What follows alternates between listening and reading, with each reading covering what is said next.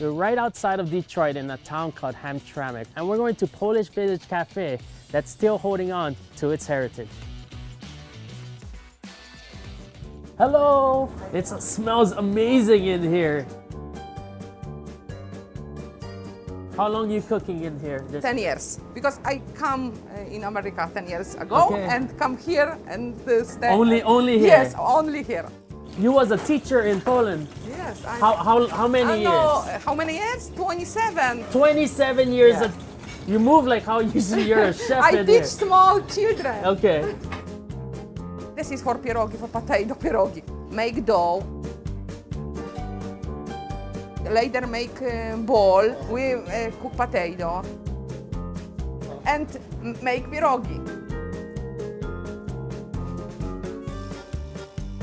And it can be either boiled or fried.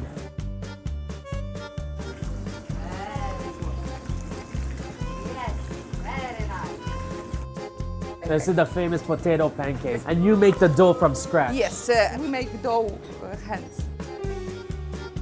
This is potato, this is eggs, flour, salt, pepper, and mixed together is dough for pancakes. Lots of pepper too. Yes, because it tastes good. Yeah. Oh, It's okay, I help you. Maybe one more. Yes, good, Ah. good. You put sauce? Sour cream. Sour cream or applesauce. Here we go, my first Polish pancake. My favorite part is this crispy texture on the outside, but the inside nice and soft. A ton of pepper that comes through, a perfect amount of salt, and then that sour cream just cuts to the fattiness of it being fried. Okay. One me, one you. Fast, Okay. fast. One the more, middle? one more, and like this.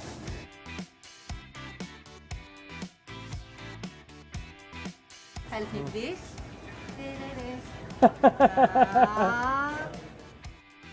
Order up in the window. Let's go eat now. Love is like a curse. The feeling slowly lingers till it hurts.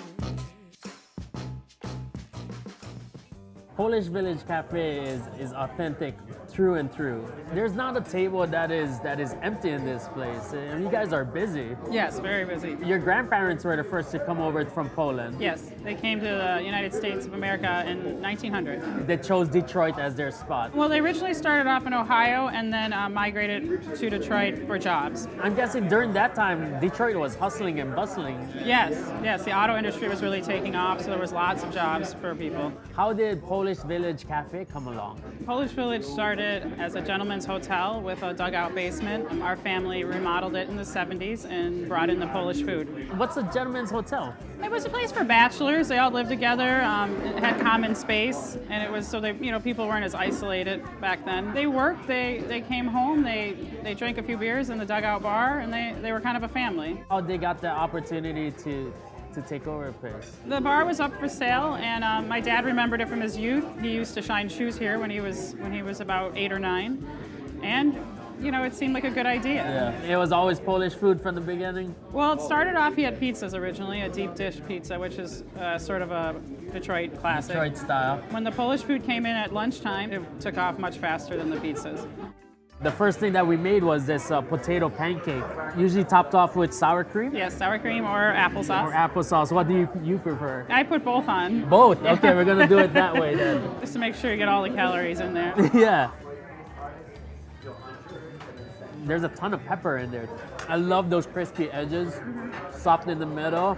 The sour cream and the applesauce gives it that balance of Sweet and sour, sweet yeah. and sour. These are pierogi, and they're filled with potato and cheese. Well, you can fill them with anything, really. Mushrooms very popular, sauerkraut, blueberry, strawberry, apple.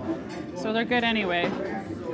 Again, crispy edges, nice and soft in the middle, cheesy, Everything just feels so homey. It's just right in that comfort zone. No fancy seasonings, all salt and pepper and basic cooking. Yeah. This is simply boiled and then topped off with a little bit of butter. And this is a very classic way to eat them. You grew up eating this? Yes, I've probably eaten thousands of pierogi in my lifetime. And this is the one, The Hungarian pancake, yeah. it's the same batter here, and then top it off with this pork goulash and a little bit of Hungarian gravy. This is a popular street dish in Poland, but a lot of times they'll fold it over, so it's more like potato pancake taco, I guess. Okay. You can see that there's carrots in here, some bell peppers. Polish people love the root vegetables. There's hardly a dish that won't have a carrot in it, or a potato, or celery root. Just a really homey goulash over the top. You won't be hungry after that. Yeah, give me a pillow for sure. Yeah, definitely. We're in Hamtramck, and this is a very Polish community. Yes. Has it always been majority Polish? It started off originally, I think, with Germans. The Polish people were here in the heyday in the 40s and 50s, but it's always been kind of a port of call for people to start their lives and then move to the suburbs. Yeah. Detroit was once home to 2 million plus people. And Yeah. when things went bad, a lot of them left. But there seems to be an uprising. Well, Detroit's now a little bit like an underdog city, and so I think that spirit makes people come together, especially Hamtramck, which is in the middle of Detroit, is a lot of people's their beginning. So they like to come back and see the city where their families started, and to the restaurant to kind of remember where they came from and remember the values that this country really started with. Growing up as kids, we see like all these burgers and hot dogs, and then we couldn't eat the hamburger because it's not halal. Our whole play on this was to make classic American food.